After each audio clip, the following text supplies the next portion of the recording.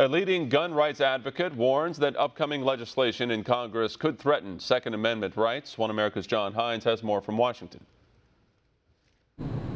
Dr. John Lott, the author of More Guns, Less Crime, has traveled to Washington to help prepare conservatives for battle against an upcoming flurry of Second Amendment legislation brewing in Congress. Look, I mean, the next 2 or 3 weeks, there's going to be a lot that's going to be happening on the gun control issue. Democrats are coming back in the House early. The Senate, as soon as it comes back right after the beginning of September, is going to be considering different gun control things.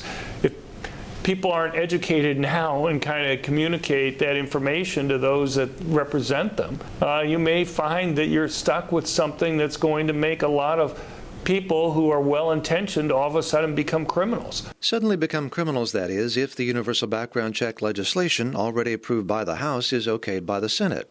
It would make private transfers of guns without a background check and the proper documentation, a common practice in many localities, including in rural areas, a felony.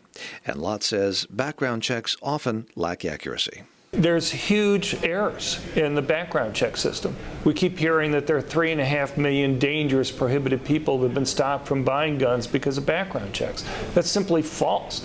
What they should say is there have been 3.5 million denials, and that virtually all of those, something around 99% of those, are mistakes. And Lott says it's often minorities being falsely stopped, according to his research, all because polls seem to be pushing elected leaders to take action. I think a lot of people are being stampeded into this because what they say, the polls show on this. So you'll say, 90-some% of people support these background checks on private transfers of guns. The problem is you have to actually look at how these polls are structured, what the wording is on it, and the way they come across is they're basically asking people only if they want to stop criminals from getting guns. Well, everybody wants to stop them from doing that.